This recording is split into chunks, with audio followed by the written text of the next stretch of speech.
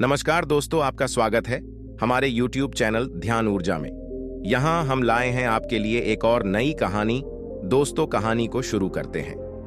बहुत समय पहले की बात है। एक नगर में एक धनी सेठ रहा करता था। उस सेठ के पास सभी प्रकार की सुख सुविधाएं थीं, लेकिन उसके कोई संतान नहीं थी। संतान के दुख में वह हमेशा चिंतित रहता था। फिर एक दिन उसे पता चला कि उसकी पत्नी गर्भवती है और वह अपनी पत्नी का बहुत ख्याल रखता था। इसलिए एक दिन उसके घर एक बेटे का जन्म हुआ। पुत्र जन्म से सेठ बहुत खुश हुआ, कोई कसर नहीं छोड़ी। उसका बेटा देखते ही देखते बड़ा हो गया। तब सेठ ने अपने बेटे को गुरुकुल भेजने का फैसला किया ताकि वह पढ़ लिख कर विद्वान बन सके।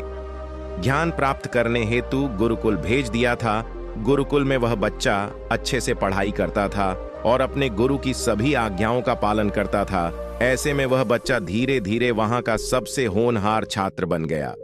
गुरुकुल में बालक ने सभी वेद, पुराण और शास्त्रों का अध्ययन किया और एक महान विद्वान बन गया। लेकिन कहते हैं ना कि समय कब बदल जाएगा यह कोई नहीं जानता। ऐसे ही एक दिन किसी प्राकृतिक आपदा के कारण उसके माता पिता की मृत्यु हो गई, और जब उसके माता पिता की मृत्यु हुई तो बच्चे की शिक्षा पूरी नहीं हुई थी। और जब बच्चे ने खबर सुनी कि उसके माता पिता अब इस दुनिया में नहीं हैं और उसका सब कुछ बर्बाद हो गया है, तो लड़का इस सांसारिक मोह में बह गया। इसके बाद लड़के ने कहा कि गुरुकुल से अपनी शिक्षा पूरी करने के बाद वह अपना पूरा जीवन लोगों की भलाई में बिताएगा। फिर जब बालक की शिक्षा पूरी हुई तो उसके बाद बालक साधु बन गया और वह सांसारिक चीजों से दूर हिमालय के जंगल में चला गया। अध्यापन को विश्राम देते हुए समय के साथ उनके सन्यासी की चर्चा चारों ओर होने लगी और दूर दूर से लोग उनके पास शिक्षा लेने के लिए आने लगे। और बहुत से लोग अपनी समस्याओं का समाधान पाने के लिए भी उनके पास आने लगे। वह समस्याओं का समाधान बड़ी आसानी से कर देता था, जिससे वह पूरे राज्य में प्रसिद्ध हो गया। परंतु जिस नगर में वह रहता था वहां का राजा क्रूर व्यक्ति था। जब राजा को तपस्वी के बारे में पता चला तो उन्होंने तपस्वी से मिलने का फैसला किया। अगली सुबह राजा तपस्वी से मिलने के लिए अपने महल से निकल गया और फिर वह उसकी कुटिया की ओर गया। और वहां पहुंचकर राजा ने जब उसे साधु के रूप में देखा तो वह उसे देखता ही रह गया। उसके चेहरे पर एक अलग ही तेज था। जब वह साधु के पास पहुंचा तो उसे असीम शांति का अनुभव हुआ। साधु को प्रणाम किया और उसके पास बैठ गया और उससे बातें करने लगा। वह राजा पहली ही मुलाकात में साधु के व्यक्तित्व से इतना प्रभावित हुआ कि उसी समय से उसने अच्छाई के रास्ते पर चलने का फैसला कर लिया। और मैं सोचने लगा कि इतनी सी मुलाकात में यह साधु मुझे इतना बदल सकता है, तो ऐसा हमेशा रहेगा। यदि तुम मेरे साथ रहोगे तो मेरा जीवन बदल जाएगा। और यह सोचकर राजा साधु से अपने महल में चलने का अनुरोध करने लगा। राजा का आग्रह सुनकर सन्यासी माना नहीं कर पाया और वो राजमहल चलने को तैयार हो गए। तब राजा सन्यासी को महल की ओर ले गए। महल पहुंचकर राजा ने साधु की बहुत खातिरदारी की और उसके बाद राजा ने साधु को एक दाहिने कमरे में भोजन कराया। भोजन के समय साधु ने राजा को धन्यवाद दिया और राजा से जाने की अनुमति मांगी। यह सुनकर राजा ने कहा कि आप हमारे बाग में जब तक चाहे तब तक रह सकते हैं। आपको यहाँ किसी भी प्रकार की असुविधा नहीं होगी और आप यहाँ रहेंगे तो हमारे लोगों को भी अच्छा लगेगा और हमें भी अच्छा लगेगा। यह सुनकर साधु ने राजा का प्रस्ताव स्वीकार कर लिया। राजा के आदेशानुसार सेवकों ने एक सुंदर कुटिया बनाई। उसके बाद साधु उसी कुटिया में रहने लगा। राजा ने उनकी बहुत सेवा की, लेकिन कई वर्षों के बाद राजा और रानी को किसी जरूरी काम से दूसरे राज्य में जाना पड़ा। लेकिन उन्होंने साधु की सेवा के लिए एक सेवादार नियुक्त कर दिया। लेकिन राजा के जाने के बाद वह सेवादार बीमार पड़ गया और अपने घर चले गए और कभी लौटकर वापस नहीं आया। तो तपस्वी को गुस्सा आ गया और उसने राजा को खूब खरी खोटी सुनाई और राजा से कहा कि जो जिम्मेदारी आप पूरी नहीं कर सकते वह जिम्मेदारी आप क्यों लेते हो। तब राजा ने तपस्वी से पूछा और कहा कि सन्यासी, क्या मुझसे कोई गलती हो गई है? तो इसके लिए मैं आपसे क्षमा मांगता हूं। कृपया मुझे क्षमा करें और मेरा क्रोध शांत करें और बताएं कि क्या हुआ था। यह सुनकर साधु ने उससे कहा कि तुम्हारे जाने के बाद मुझे यहाँ किसी ने भोजन नहीं दिया और मुझे कई दिनों तक कष्ट सहना पड़ेगा। यहाँ आकर मैं भूखा रहा और किसी ने मुझसे मेरा हाल भी नहीं पूछा। यह सुनकर राजा ने तपस्वी से माफी मांगी और कहा कि आज के बाद ऐसी गलती नहीं होगी। फिर कुछ देर बाद मामला शांत हुआ। जब राजा और तपस्वी के बीच बातचीत चल रही थी, रानी भी छुपकर सुन रही थी यह सारी बातचीत। उसके बाद राजा ने उसे तपस्वी से शिकायत का मौका नहीं दिया और उसकी खूब सेवा की। लेकिन कुछ दिनों के बाद राजा को किसी जरूरी काम से अपने राज्य से बाहर जाना पड़ा। लेकिन इस बार राजा ने राज्य से बाहर जाने से पहले अपनी रानी से कहा कि जब तक मैं ना आऊं तब तक तुम स्वयं ही उस तपस्वी की देखभाल करोगी। यह सुनकर रानी बोली, हाँ महाराज, आप अवश्य जाइए, मैं सन्यासी महाराज की अच्छी देखभाल करूंगी। बाद में रानी प्रतिदिन भोजन बनाकर सन्यासी महाराज के पास भेजती थी। लेकिन एक दिन रानी स्नान करने चली गई और साधु को भोजन देना भूल गई। भोजन क्यों नहीं आया? इसके बाद साधु ने सोचा कि वह स्वयं महल में जाकर देखेगा कि अब तक भोजन क्यों नहीं आया, और फिर वह महल में पहुंच गया। जब वह महल के अंदर पहुंचा तो वहां उसकी नजर रानी पर पड़ी। रानी के लंबे लंबे गाने काले केस जो कि उसकी कमर पर लहरा रही थी, उसकी कजरारी आंखें जो देखने मात्रा से ही घायल कर दें, उसकी हिरानी जैसी चाल। रानी के इतने सुंदर रूप को देखकर सन्यासी चकित हो गया और रानी की सुंदरता सन्यासी के मन में घर कर गई और वह वहां से बिना कुछ कहे ही अपनी कुटिया में लौट आया। सन्यासी रानी के रूप की सुंदरता को भुला ना सका और वह खाना पीना छोड़कर अपनी कुटिया में पड़ा रहा। उसने कई दिनों तक कुछ भी नहीं खाया, जिस वजह से वह बहुत कमजोर हो गया। फिर कुछ समय बाद राजा वापस लौटे और जब उसे सन्यासी की हालत का पता चला तो वह सीधे सन्यासी के पास पहुंच गए और बोले कि ही भगवान, क्या बात है, आपको क्या हो गया और आप इतने कमजोर कैसे हो गए? किस गहरी सोच में डूबे हो? क्या मुझसे कोई गलती हो गई है? तब साधु ने कहा, नहीं राजन, आपने कोई गलती नहीं की है। यह सुनकर राजा बोले, तो फिर क्या बात है, आप मुझे बताएं, मैं आपकी समस्या का समाधान अवश्य करूंगा। यह सुनकर तपस्वी ने राजा से कहा कि आपकी रानी की अद्भुत सुंदरता को देखकर मैं उसकी सुंदरता पर मोहित हो गया हूं और अब मैं रानी के बिना नहीं रह सकता। यह सुनकर राजा हैरान हो गया और कुछ देर सोचने के बाद राजा ने उसे सन्यासी से कहा, मैं आपको रानी दे दूंगा। यह सुनकर सन्यासी बहुत प्रसन्न हुआ। फिर राजा सन्यासी को लेकर महल चले गए और जब राजा और सन्यासी महल पहुंचे तो उस दिन रानी ने अपने सबसे सुंदर वस्त्र और आभूषण पहने थे। फिर राजा रानी के पास गया। राजा ने रानी से कहा कि इस साधु की मदद करनी चाहिए, वह बहुत कमजोर स्थिति में जा चुका है और मैं नहीं चाहता कि एक बुद्धिमान व्यक्ति की हत्या का कलंक मेरे सिर पर लगे। राजा की यह बात सुनकर रानी ने राजा से पूछा कि आखिर इन सन्यासी के इस दुख का कारण क्या है? तो राजा ने रानी से कहा कि सन्यासी आपकी अद्भुत सुंदरता के दीवाने हो गए हैं। राजा की यह बात सुनकर रानी ने कहा कि राजन, आप चिंता मत करिए, अब आप सब कुछ मेरे ऊपर छोड़ दीजिए। मुझे पता है कि मुझे अब क्या करना है। आपके ऊपर ना तो सन्यासी की हत्या का पाप लगेगा और ना ही उससे मेरे पवित्र धर्म का नाश होगा। रानी की यह बात सुनकर राजा ने रानी को सन्यासी को सौंप दिया। उसके बाद सन्यासी रानी को लेकर कुटिया पर पहुंचे। जब रानी सन्यासी की कुटिया पर पहुंची, रानी ने सन्यासी से कहा कि हमें रहने के लिए घर चाहिए, हम इस झोपड़ी में नहीं रह सकते। यह सुनकर सन्यासी राजा के पास गया और राजा से जाकर बोला कि हे राजन, हमें रहने के लिए घर चाहिए। सन्यासी की बात सुनकर राजा ने उनके लिए घर का प्रबंध कर दिया। फिर सन्यासी रानी को लेकर घर पहुंचा। तब रानी सन्यासी के साथ उसके घर पर पहुंची तो रानी ने सन्यासी से कहा कि यह घर तो बहुत गंदा है और इसकी हालत बहुत खराब है, मैं इस घर में नहीं रह सकती। यह सुनकर सन्यासी फिर से राजा के पास गया और राजा के पास जाकर बोला कि ही राजन, जो आपने हमें घर दिया है उसे घर की हालत बहुत खराब है। सन्यासी की बात सुनकर राजा ने उसे घर की हालत ठीक करवा दी। उसके बाद फिर रानी घर के अंदर गई और नहा धोकर बिस्तर पर आ गई। तभी साधु भी बिस्तर पर आ गया।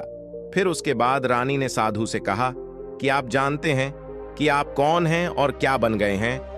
आप एक महान साधु थे जिनके लिए राजा स्वयं सभी आवश्यक चीजें उपलब्ध कराते थे, जिनके पास दूर दूर से लोग ज्ञान प्राप्त करने आते थे, जो लोगों को सत्य का मार्ग दिखाते थे, जो लोगों की समस्याओं का समाधान करते थे, जिन्हें सभी लोग गुरु मानते थे, जिसे सब लोग भगवान मानकर पूजते थे।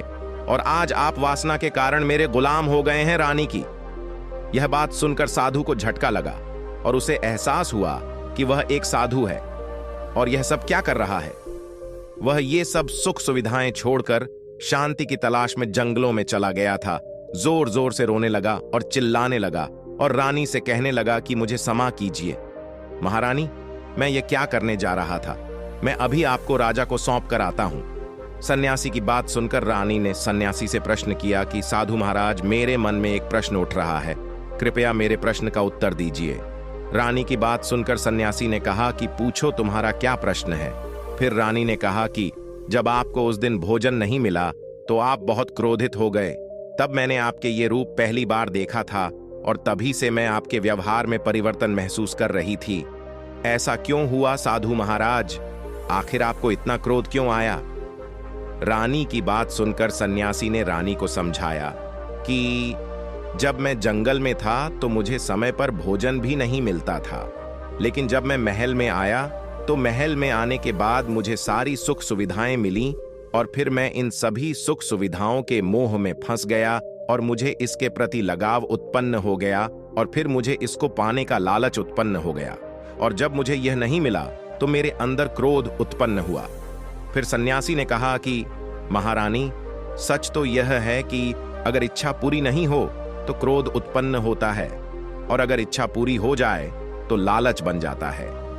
फिर सन्यासी ने रानी से कहा, यह इच्छा की पूर्ति ही मुझे वासना के द्वार तक लेकर आई है और मैं आपके प्रति आकर्षित हो गया। इसके बाद वो सन्यासी रानी को लेकर राजा के पास गया और बोला कि राजन, मुझे क्षमा कर दीजिए, मुझे अपनी गलती का एहसास हो गया है। ये लो आपकी रानी, मुझे यह सब नहीं चाहिए।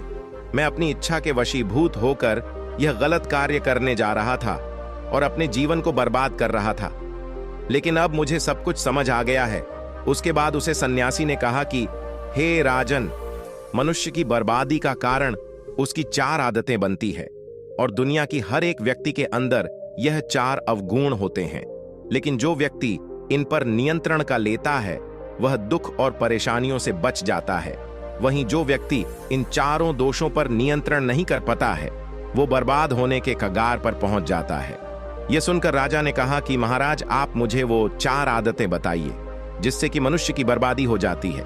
फिर सन्यासी ने राजा को मनुष्य को बर्बाद करने वाली आदतों के बारे में बताया कि हे राजन, मनुष्य को बर्बाद करने वाली पहली आदत है इच्छा, क्योंकि इच्छा ही दुनिया की हर एक व्यक्ति के अंदर सबसे पहला अवगुण होता है और जो व्यक्ति अपनी इच्छाओं को नियंत्रण में नहीं रख पाता है वह जीवन के किसी भी क्षेत्र में सफल नहीं हो पाता है, क्योंकि जैसे ही उसकी एक इच्छा पूरी होती है वह दूसरी की ओर बढ़ाने लगता है और दूसरी पूरी होती है तो तीसरी इच्छा उसके मन में जागृत हो जाती है और फिर ऐसे करते करते इच्छाओं पर नियंत्रण ना होने के कारण इसी जाल में उलझा रहता है और दुखी रहता है।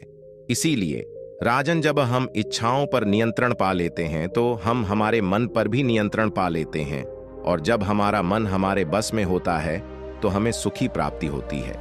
फिर जो हम चाहते हैं वही हमारे साथ होता है। फिर सन्यासी कहता है कि हे राजन, मनुष्य को बर्बाद करने वाली दूसरी आदत है वासना। वासना का जन्म हमारे मन में उठने वाली इच्छाओं से होता है।